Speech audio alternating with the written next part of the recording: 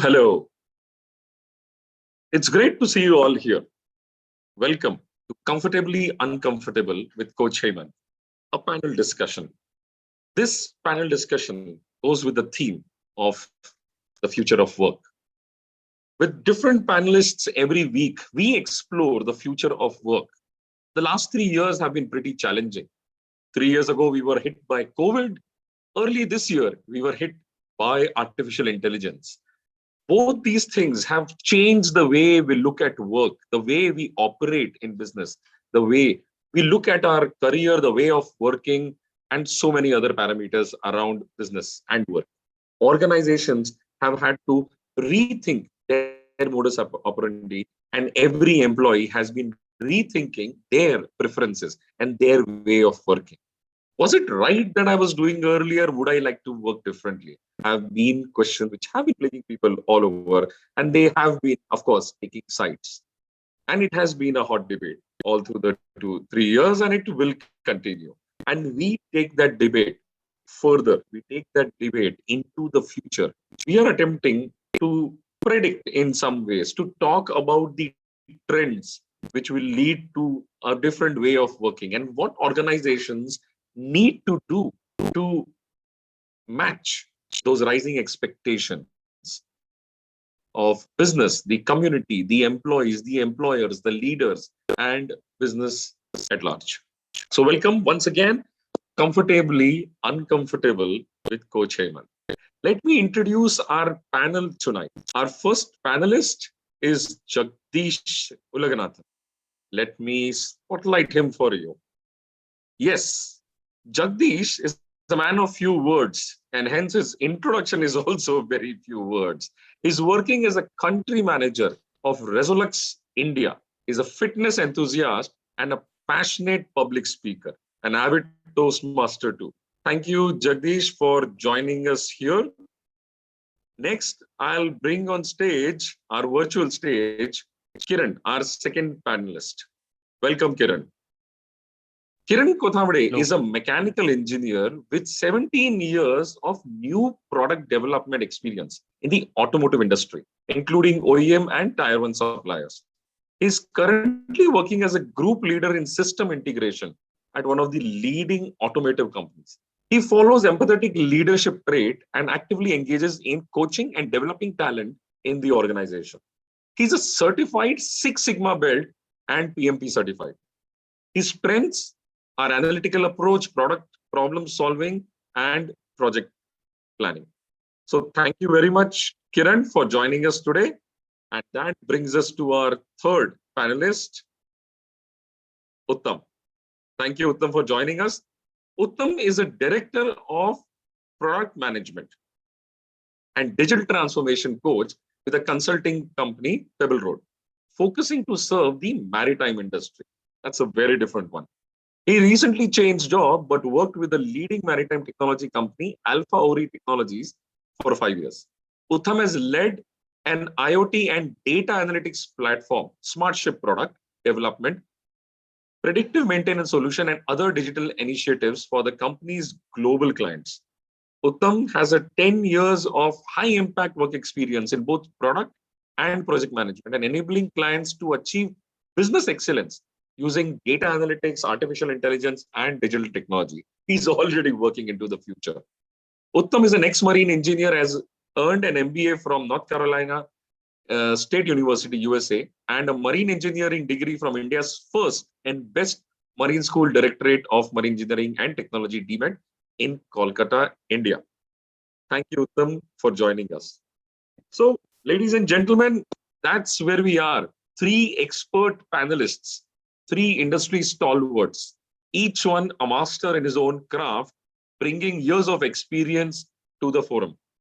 And to them, we pose the critical questions about how the changing workforce preferences are going to impact business. For the last 3 years, a lot of conversation has been about how people want to work differently, how an average employee wants to look at his or her own work and working style. Little discussion has been on what happens to the employer, what happens to business what happens to the organizations? Yes, there have been articles, HBR articles or the McKinsey articles written about it, but at the employee level, very little conversation.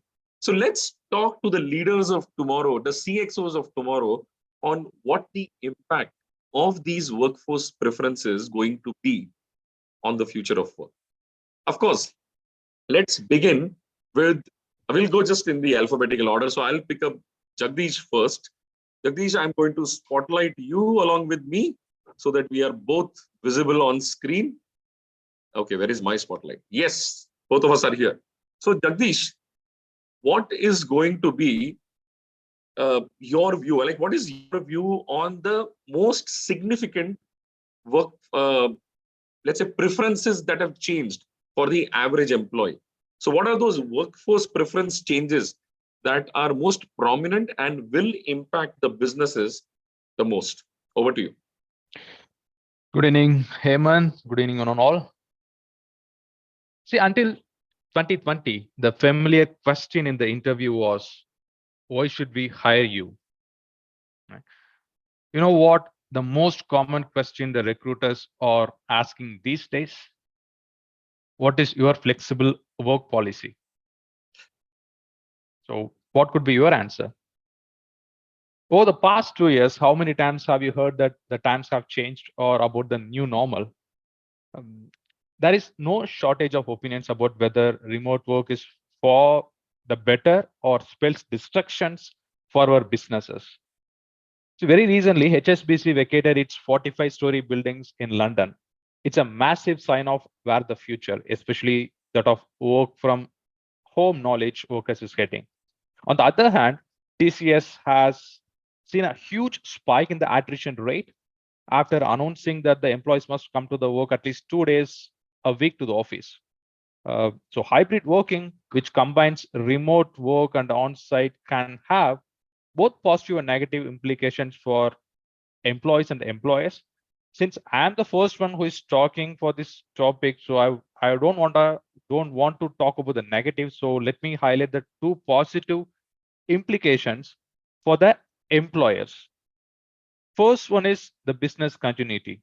See, hybrid work setup can improve business continuity during unforeseen circumstances like natural disasters or even the personal health issues. And the second one is enhanced employee retention. See, offering hybrid work options can improve employee retention by providing more effective and attractive work environment, right? So these are the two positive implications I'm seeing for the employees, but also on the employee side, I'm seeing two positive implications. It is purely increased job satisfaction and also reduced commuting costs. So, and I'm not saying which side I stand for. And of course, I believe I will get a chance to talk about it in the next rounds. Over to you, Hemant. Thank you. Thank you, Jagadeesh. It gives us an insight into how people are thinking and which way the sentiment is moving. And of course, we have to recognize that it's not, I mean, there's a lot of conversation about work from home, the preference for work from home, people wanting flexibility and all. But there is also this crowd. I mean, probably we could call them old timers, some people like me, who would want to go to office, who would prefer to work from office. So we have all kinds of people who want to work from home completely, people who would love to be in office because probably their homes are not designed for work from home, or I've got kids at home who are constantly curious about what work I do. So obviously I can get a lot of disturbance. Or there will be this large amount of people who want flexibility. I want to come to office when I want to. I want to work from home when I want to. Just give me that flexibility. So we are going to have people all across the spectrum, and people will have their preferences. So over to you, Kiran. What are your thoughts on those changing preferences for the workforce? Yeah. So, Hemant, like as we know that people are thinking of more flexible work style. They wanted to kind of maintain their work-life balance. I would not say work-life balance henceforth, I would call that as a work-life fusion going forward. So people will still want it to be with family while they are earning money while working with some organization. Now that is going to be the people's preferences going forward. Now with the work from home, you will see a major shift into the economics, especially the supporting industry, which are like internet providers, maybe banks, maybe the real estate, the e-commerce. Okay, those are going to focus on the areas where employees are going to relocate going forward. Like for example, in past or still now, we see major concentrate of the high talent pool is into the metro cities. Like if we talk about India, say it's Mumbai, Bangalore, Delhi, Chennai, Pune. But since with this bringing flexibility to this work culture, people are moving towards their hometowns, to tier 2, tier 3 cities where they are able to kind of manage their expenses well as work with the companies. Now, the service providers like internet service providers, bankers, e-commerce, they are going to focus more towards the tier 2 and tier 3 cities. And you'll see those difference going forward now. Real estate is also going to get impacted because people will want a bigger home, which allows or which enables them to work from home. Yes, with very true. minimal distractions, right? And other thing, like in terms of the employees, you will see a gender diversity, or you'll see female to male ratio improved in the future. My thoughts are that since the paternal responsibilities are getting divided between male and female equally, right? So that gives more time for women to work, to focus on their careers, and you will see improved female to male ratio in the organizations going forward. Yeah, those are, I'd say, the major shift I would see in near future, or rather it has just begun in terms of the workforce preferences and how does that impact the industry where people are working as well as the supporting industry around those. Fantastic, fantastic. Thank you, Kiran. I think the gender ratio change because of these work from home preferences, I haven't heard of that conversation before. And I think it's a very interesting conversation to take up. And it could be an opportunity for organizations to bring back those women into the work life who took a break because of their marriage or because of their, let's say, children, and they have not come back yet because they need to give time to it. And now here is an opportunity to bring them back into the fold. Some exceptional talent has moved on from the corporate to the personal lives just because of the flexibility requirement, which did not exist earlier. So I think that could definitely create a nice positive wave of gender ratios changing and a greater gender diversity coming into the workforce. Fantastic point. Fantastic. Well, with that, we come to Uttam. Uttam, the stage is yours now to express your opinion on what are the major workforce preferences changes that are happening. Thank you, Hemant. I think a very, very relevant topic. And I would say from personal point of view, it's also very interesting for me. And so I will give my perspective from two areas. One is my personal experience, what I see and what I have observed. And the second, as you said, no, I'm the data guy. So I do rely on the data. So I would say for the last 6-7 years, I have been working on a very hybrid mode, whether when I was in US or right for the last 5 years, I'm in Singapore. So my team is all over the world, whether in US, India, Singapore, and our clients are all over the world. So this has been my de facto or the modus operandi for my company for quite some time. But it was easy for us being a technology company or a consulting company. So it is definitely far ahead before the COVID struck. But the industry that I'm serving, which is the core industry, like a maritime, it is a very traditional. So COVID has changed the way the industry has been thinking. Okay. Right. And I would say, means maritime industry is like, like any industry, we have always done this way, kind of a thought process. So COVID taught them how to think the way people work, right? So people started working from home, they started trusting, and things have changed over the period of time. Right. So if you ask me from combining this personal experience along with what McKinsey, as you named it, right? So they say that right now, when they did a survey, they found that only 70% of the people are going back to office as compared to pre-COVID period. So this is a very important data, and this number is further decreasing every year, 1 to 2% every year. So what I feel is the hybrid work way is the way to go. This is what it is going, because people like flexibility. They have a better satisfaction in terms of employment, but at the same time, organizations are also benefiting. They are getting into more sustainable mode. Their employees are happy, and they are not restricted to a particular location in terms of doing business.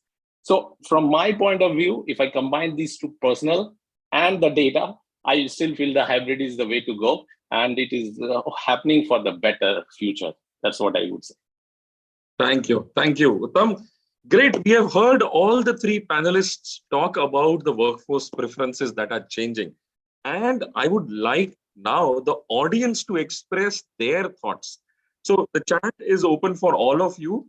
Please type into the chat, what is your thought process on the changing work preferences? In fact, let me make it personal. Forget the workforce. Look at yourself and tell me, how has your preference for work changed? Work from home, work from office, hybrid is just one way of thinking or one element of the changing preferences. There are so many different things that are happening that are affecting you. I would love to hear from you, what are the changes that you are experiencing in your own style of working? Whether it is your preference for the location of work, whether it is the preference for how you interact with the teams, the leadership style, the team building style, whatever it is. Would love to know your thoughts. In the meanwhile, let me also tell you all a big thank you for joining the session today. And me being the coach, what I decided to do is offer something as a thank you to all of you. So what I am offering is a 20-minute speed coaching session, absolutely free for everybody who is on the call now, and in future, absolutely everybody who is also watching the recording. So that's the QR code, and the link, if you would like to use, is also very simple. It's simply bit.ly/HKS Speed Coach.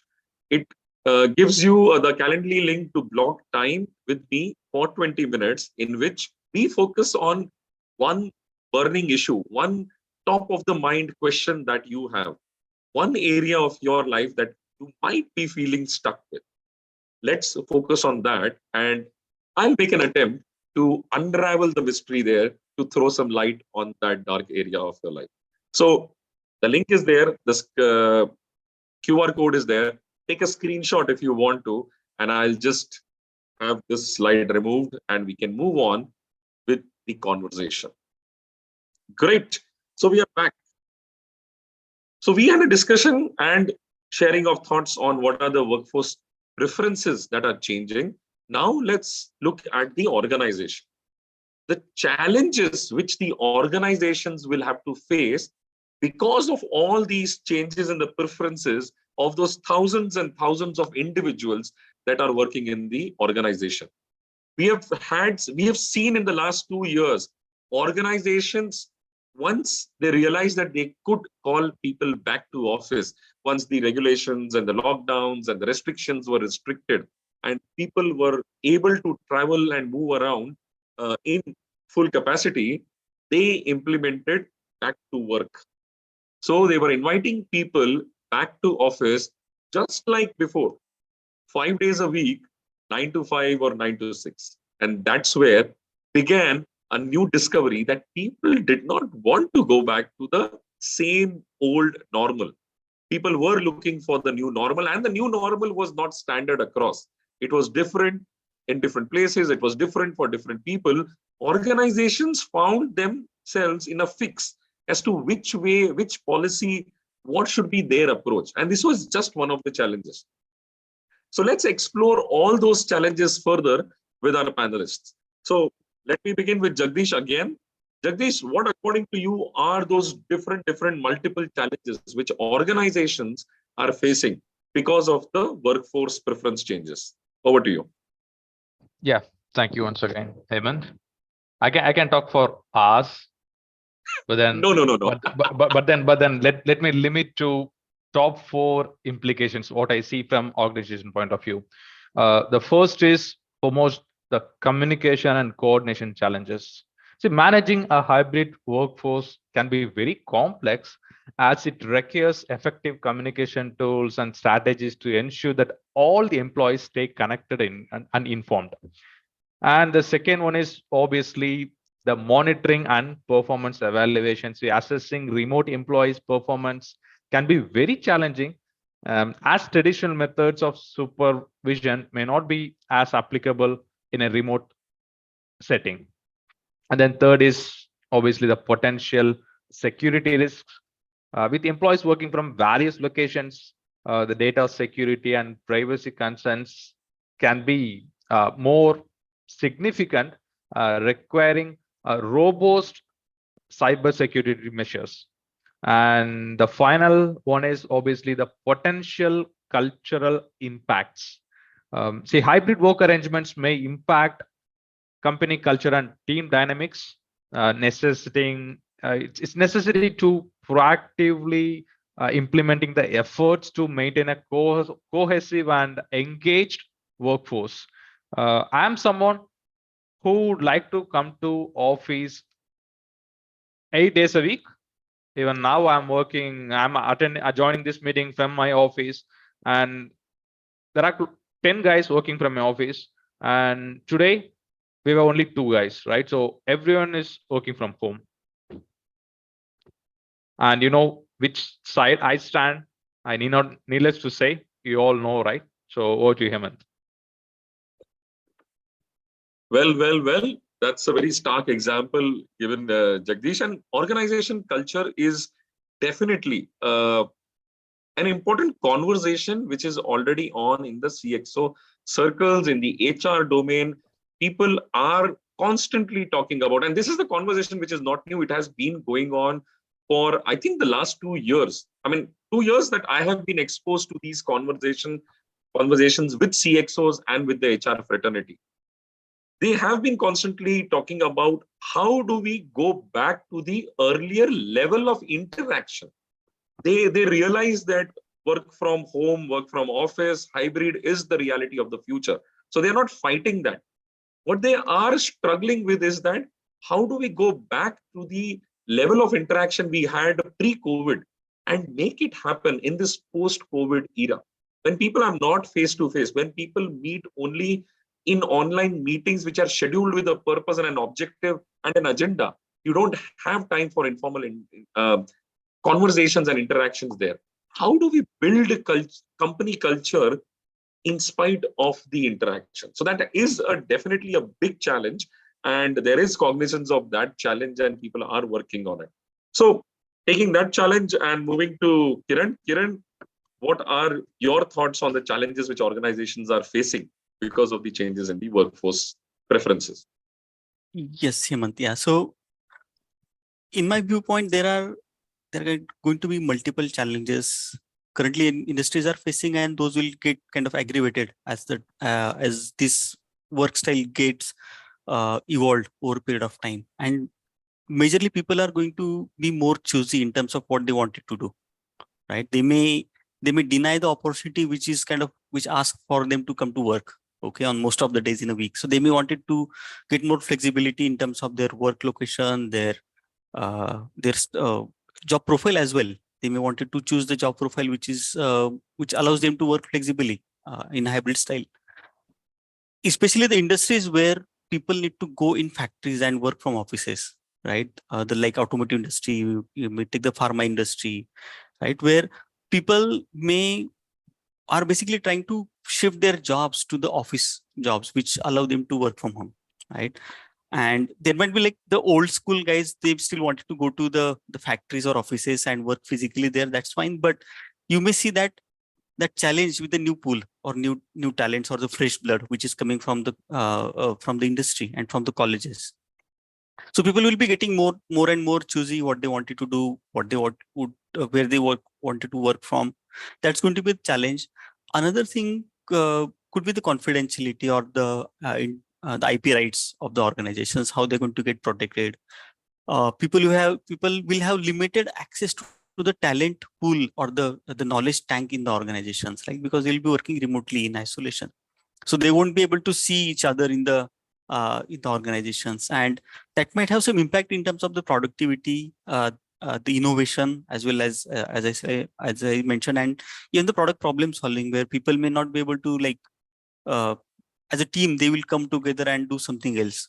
That may get impacted, and that is where companies may face issues in terms of getting right talent for the people where there is mandatory to work from office or work from factories.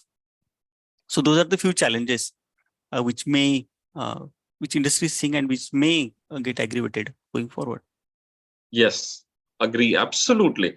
The talent acquisition, the talent placement, right people for the right roles is going to be a challenge, definitely. And I am looking at it, as you rightly said, from both the sides, from the employee as well as the employer. If an employee is thinking about, I want to do this particular job in this particular company at this particular level, but the company says, hey, you will have to come to the office 5 days a week.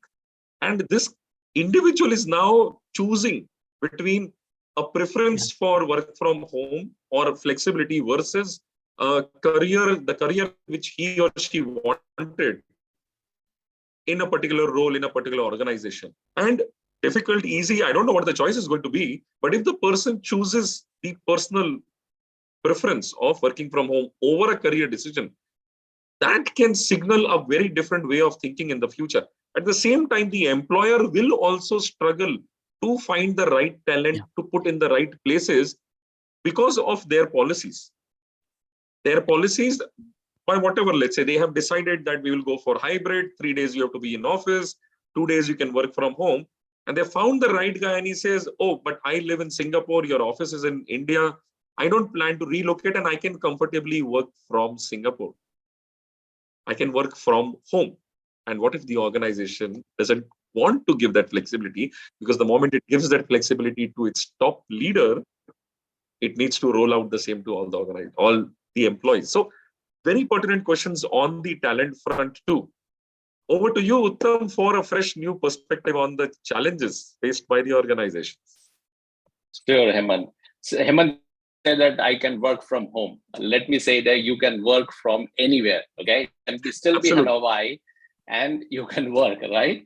So, so that's a light take on this remote work. But let me give you my perspective and let me a voice of an employee. What are the challenges as an employee we will face? Because this will also hinder company's performance, right? Yes. So I would say, from my perspective, I would put 3 points. Number one is work-life balance. This is not an issue in the current scenario. It was an issue before because people used to commute for longer hours. But what is happening in this area is that now there is very thin line between work and life when you are working from home, right? You need to maintain that boundary. That is a very important point, and people need to learn about it, right? The second one is also discovered. It is basically the getting engagement, right? Miscommunication, etc. And the third point I would say is that where people may struggle is maintaining that relationship between the colleague, right? Or the chai pe charcha, going for a tea break or etc., right? That is going to affect it. So when you are not having that relationship, that overall work might get affected and gets affected, and the companies needs to find a way how to address this problem. So if I now change the version from organization perspective, I think the issues become more relevant, right? And there are 2 points I would want to bring. Number one, how to continue to make money, right? That's number one, because the business model needs to change. Because if I'm a B2B company, what is happening because of the remote work, I have seen in my company, the business sales cycle has increased because the decision making is taking longer time. So now I have to find a way how to continue to make money. Similarly, in B2C, you have to see how, because the buying behavior is changing, you have to find a new way to entice your customers. So that is one way. The second one is also covered by Jagadeesh and Kiran, rightly so, is that how to get work done, right? Whether it's, when you talk about it, it's a trust and accountability issue, that it's about streamlining communication, innovation, etc. So I see that these are the few challenges that organization needs to address. But of course, there are positive implications as well. But these parts definitely need to be addressed, and proper focus or strategy need to be established in terms of HR, culture, and also from the top management, and drive it downwards. So that's my perspective. Absolutely. Fantastic points, Uttam. I think the work-life balance, work-life fusion, work-life integration, different terminologies, but what we see with work from home is that the boundary between work and life is completely gone. Now, you can practically be having a fantastic life balance because you are home with your family all through the day. But at the same time, while you are home and you are trying to focus, I mean, at least it happens in my house, my kids feel alienated that dad is at home, but he is not at home. He is not accessible because he is in meetings. Like right now, I have locked them up in the other room so that they don't disturb me in the middle of this session. Or they would definitely, in fact, in the last 3 years, my younger one, who has gone from age 3 to 6 in these 3 years, has made his presence felt in practically every Zoom meeting, every Teams meeting that I have been in while he was in the house. He would come in, his face would pop in here, he would say hi to everybody and then go away. Now, so the work-life balance will throw up its new set of challenges also. And very rightly said, Uttam, getting work done. In fact, a couple of months ago, I created this program called the first-time manager coaching. I feel that the first-time manager is the individual who does not get trained for his job and gets the responsibility. So I created a program and I took it to some CEOs, some senior managers, some managers to take their feedback on it. And overwhelmingly, one of the common inputs I got from all of them was that, Hemant, all this is fine what you have put together, but you need to have a separate module on how will the first-time manager manage a remote team. How is he going to get people to report to his authority remotely by not having those face-to-face interactions? Of course, the meaning of authority and how you drive people and how you lead people is also changing. But all of them identified this major challenge in managing people remotely. And of course, then some of the matured conversations even said that, do you need to manage people? Now, that's, of course, a very different level of maturity for an organization, for a manager, for a senior leader, that I have a team who doesn't need managing. Work, task, things are assigned, work gets done, everybody is happy. I hope we reach there very soon because it will require everybody to be matured, the manager as well as the entire team. Well, with that, we come to the end of the second round of questions, and we have seen the challenges which organizations are facing. Once again, thank you to all the audience members for being here, listening very attentively. And just to remind everybody, if you have any questions, please post it on the chat for now. We will have the Q&A at the end where I will pick up questions from the chat. And once those questions are exhausted, I will have the audience members unmuting and asking their questions. Okay, and also just a quick reminder, I had offered a speed coaching session to members who are attending today. So I've just put the link in the chat for anybody who would like to block that time with me. Great. Now we come to the next round of questions. And it's again pretty simple. We have talked about the changing work preferences for people, the employees. We have talked about the challenges which the organizations are going to face. So let's look at how are we going to solve that problem? How are leaders of tomorrow going to find a solution to those challenges? How do you overcome those challenges that are being posed? So let me once again begin with Jagadeesh. How do you think organizations will overcome these challenges? Thank you once again, Hemant. Fortunately or unfortunately, we cannot go back to 100% in person like before COVID era. Then I'm someone who, as I said, I'm someone who would like to come to the office every day. But then from organization point of view, how do you overcome? It's really a tough question. But then if you want me to answer, I see like there are 3 points where industries, the employer needs to more focus on, right? The first one is obviously uh, building a strong company culture. So finding creative ways to foster a strong sense of company culture and team spirit among remote employees through virtual team building activities or all online social events and recognition programs. That's one Yes. thing. And the second thing is appreciate regular check-ins. Managers and team leaders can schedule regular check-in with their team members to provide support, offer feedback, and address any concerns that remote employees may have. And the third is obviously, just want to touch base on employee well-being.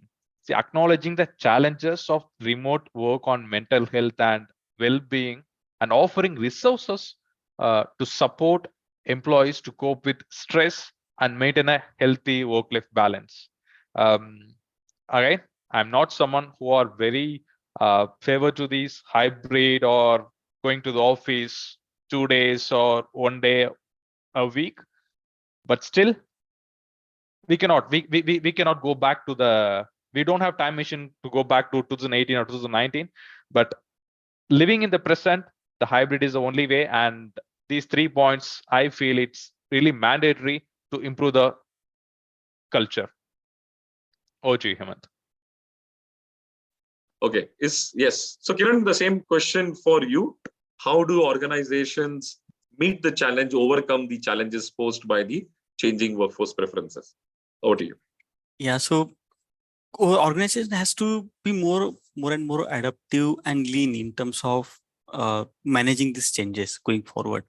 So imagine a situation where we have got around like 50% of population is working from home and 50% of population is working from the offices or the factories, right? So the as I mentioned in previous point, that people may wanted to shift their jobs from the factories or the workshops to the offices, right? And that is where companies or organizations may need to think of how do we automate those processes, how do we bring AI into the picture, okay, so that things get done while people are sitting at home, right? Another thing could be uh, how do we bridge the gap between the senior leadership's expectations versus uh, the the talent pool or the major workforce which is working from home?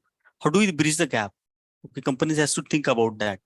And the middle management will play a major role there in terms of percolating what input they are getting from the senior leadership to the lower levels which they are working with.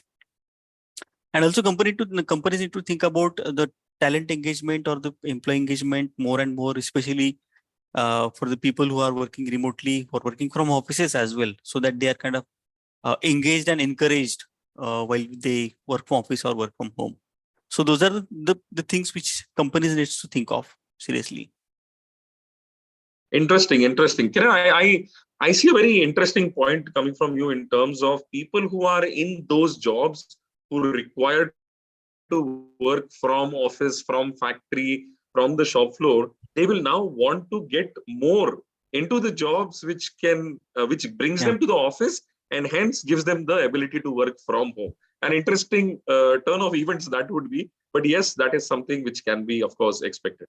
Great. So over to you, Uttam, your perspective on how do we overcome the challenges? How do the businesses overcome the challenge? So I would tell Hemant, right, we humans are very, creative. We create challenges first, and then we find solution for those new challenges, right? So this is That's a our very life. So that's our life.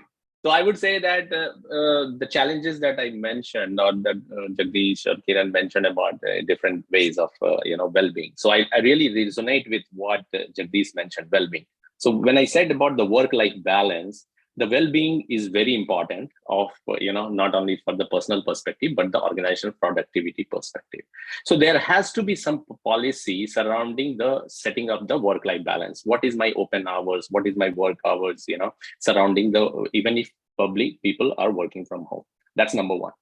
The second thing you mentioned about now, we have a team who does not need to be managed, right? There has to be, this is something that I truly believe in.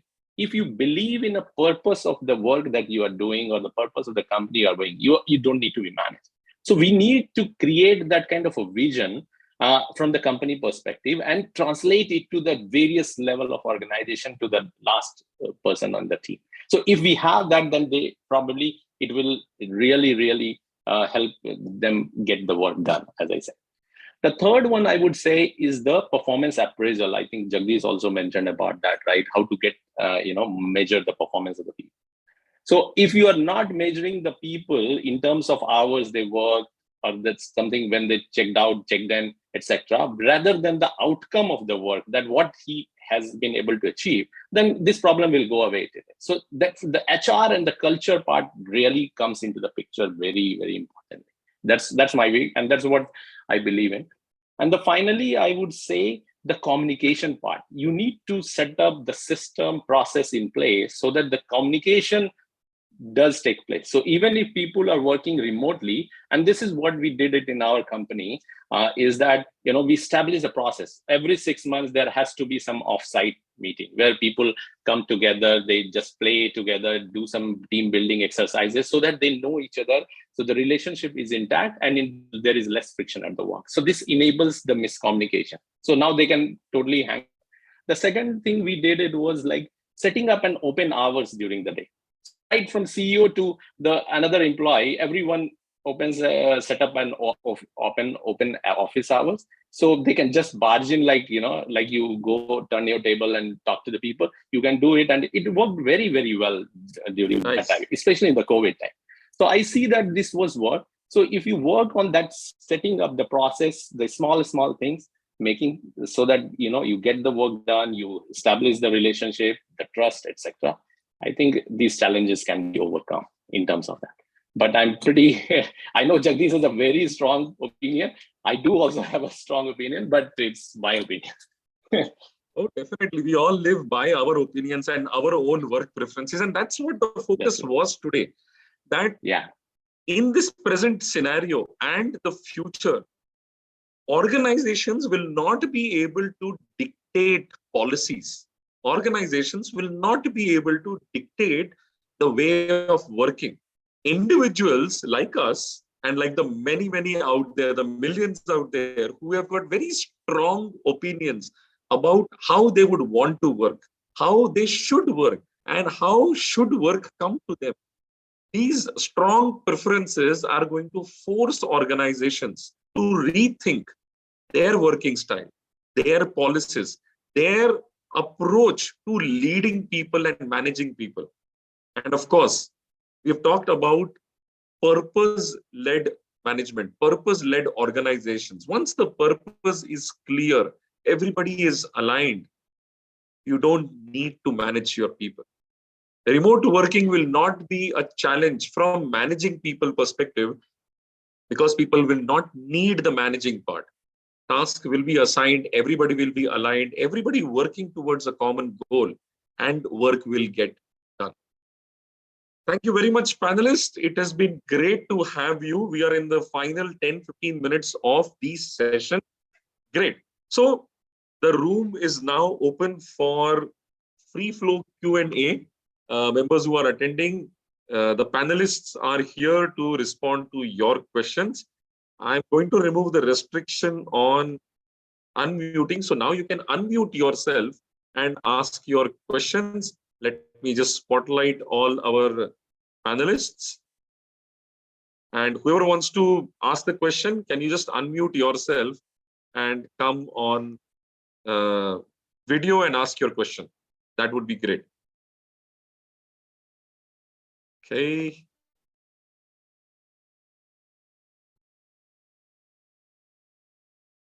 Okay, we've got all the 4 panelists. I got a few questions in a direct message. Okay.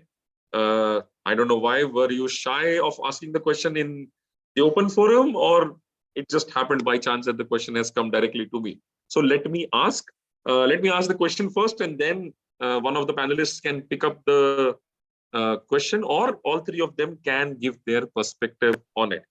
The question is essentially about the company culture. And the question is, how will HR drive the company culture with employees working remotely?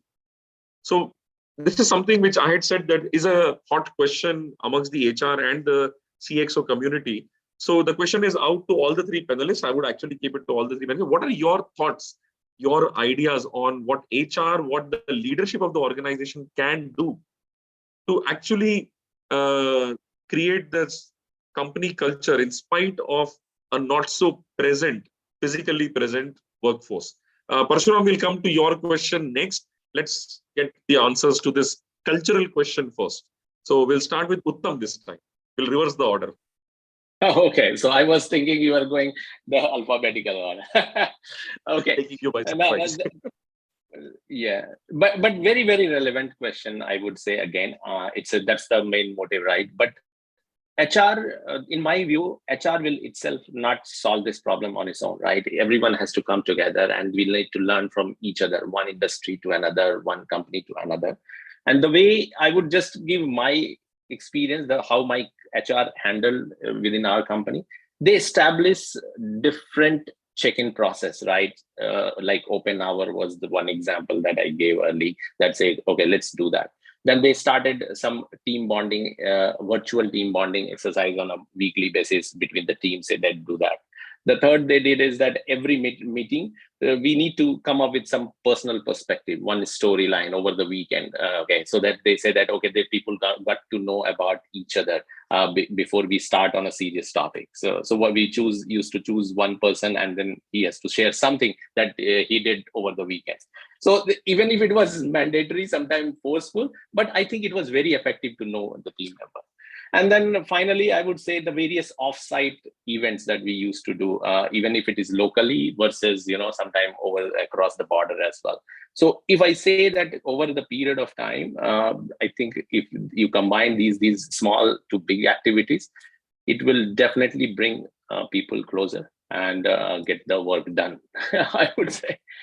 But these are some of the things they do. Fantastic. Kiran, your order remains unchanged. You come second. Yes, yeah. So in my view, the trust is going to be the major factor. Yes. So where the employees trust on the organization and organization trust on the employees, and that is how HR should design the policies. And Uttam rightly mentioned that it's not going to HR who's going to solve this problem. So it is going to be a combined effort of the leadership and the whole organization to drive the trust within the organization. And other thing is, when the trust is there, certainly there is going to be the ethical behavior within the organization, and that would solve most of these problems related to the performance. Are they working or not, and so on and so forth. So my viewpoints is that the trust and the ethical behavior would be the foundations to solve those cultural problems. Fantastic. And over to you, Jagdeesh. You'll have to unmute. Yeah. Yes. I think it has been already answered. Transferring the company's vision and mission, right, to the individuals. So that's a most important way to improve the culture, I would say. But what we have done back in 2020, that's when we all started working from home. I'm a Toastmasters. We do conduct sessions as a part of Toastmastering meetings. We do, and what I've done, we have implemented the same within our team, and there used to be 50-60 guys used to join. Also, HR were part of it, and we call it as Friday session. So it goes for 1 hour. There will be different sessions every week, and we really felt even the guys who never spoke anything in the team meetings, they voluntarily came in and they participated. And HR should work with the team and come up with some interactive sessions. Yeah. Great. Fantastic. So, ladies and gentlemen, we have seen the entire perspective on how the culture of the organization will be preserved, how the vision of the organization will be communicated to people, even if they are remote. even while being remote, getting them into these virtual rooms and having the interactions will definitely work, and effort will continue to be made to create that company culture. It will be a different company culture, of course, but efforts are definitely on for preserving it. So, Parshuram, over to you with your question. Let me bring you on spotlight. Yes. Yes, thank you, Hemant, and thank you, panelists. My question is, I think most of the discussion was around organization, what HR can do to manage culturally and everything.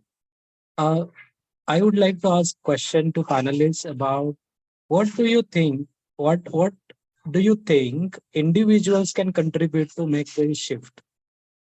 Because currently what is happening, I mean, everybody has the flexibility, and that's become a status quo now. So how one individual can really contribute while working from home to make a very collaborative and bonded teams together working towards a common goal?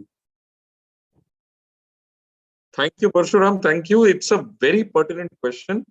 We have actually talked about what organizations will do, but what do individuals do to help the organization get through with those goals? The goals of creating a company culture, the goals of having teams which need not be managed, the goals of how do you get work done and enjoy life and work life integration all together. How do individuals contribute to that? Right? Let's start with Uttam once again.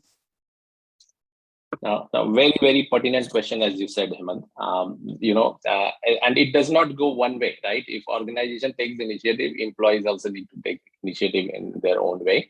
So I would say, if I am an employee and a leader, how would I initiate?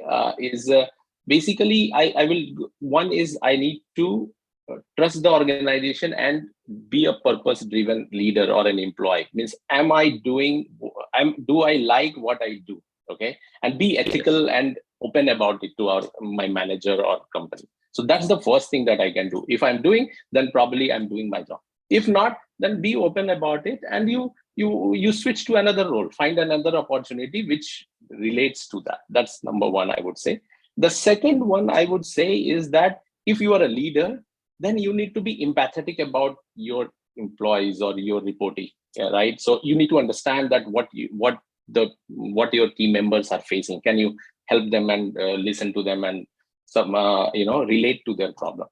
And the third one is, say, you take an extra step. I was talking to one of my colleague or my close friend. She told me she was taking an extra initiative to come to a meeting room 5 minutes early.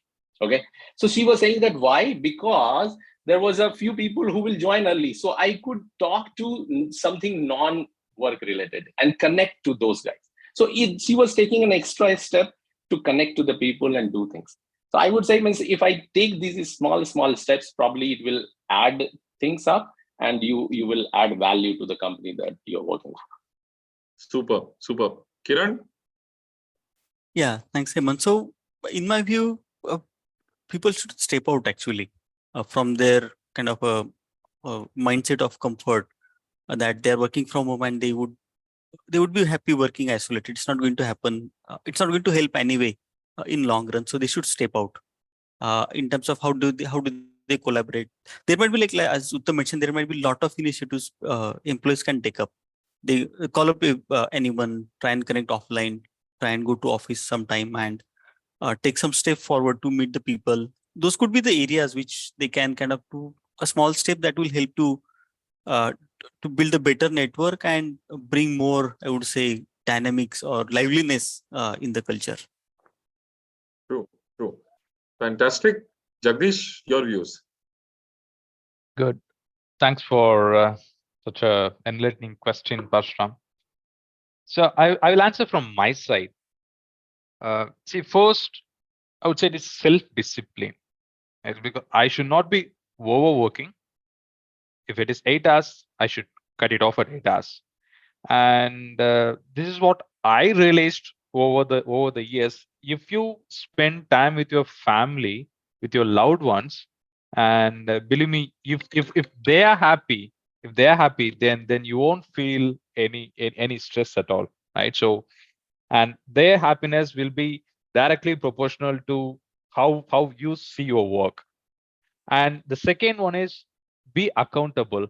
If the company says you can come to work only 2 days a week, and if you feel something has to be done at work, then you should go to the work, right? So since company said it, you can come only for 2 days, it doesn't mean that you'll have to restrict yourself. So, True. and if you follow these two, for sure. Thank you. Definitely. Thank you, panelists, for that responses. I hope that answered some of the queries which were raised by Parshuram. And now we go to Gautam. Gautam, if you can unmute yourself, come on video and ask your query, your question. Yeah, thanks, Hemant. Actually, I don't have a question, but I have a perspective to share in terms of how both employers and employees are evolving in the industry. So, from the perspective of people who are working remote, I think the days of employees are going to be very far and few. The reason I say that is now employers are looking for skill-based resources, right? People who have the skills, who can do the job. It doesn't matter where you are and what kind of educational background you have. As long as you are able to deliver and as long as you are able to meet the commitments, you should be able to do that. And that is where the employment will actually go global. In the sense, if you are sitting in Europe, if you're sitting in Africa, if you're sitting in Philippines, as long as you are able to deliver the things what are needed, you should be able to, you are on board. And that is where the employment will cease to exist in few years' time. It will be more freelancers, contractors who would be working on various kinds of engagement. It applies to only certain industries, though. Not every industry will have that kind of benefits. And we have already seen that, and we are already seeing it happening, actually. So as industries will start growing, they will realize the potential of skill availability. And we have seen in India also, right? Last 2 years, we saw such a dearth of skills that people were hiring left, right, and center. Any resource who can do a particular job, they were ready to pay any number of or any salary to them. And very quickly we realized that no, that is not the case. So as long as you have the skills, you have the ability to deliver, you would be able to, get an opportunity to do that. So that is what I wanted to share.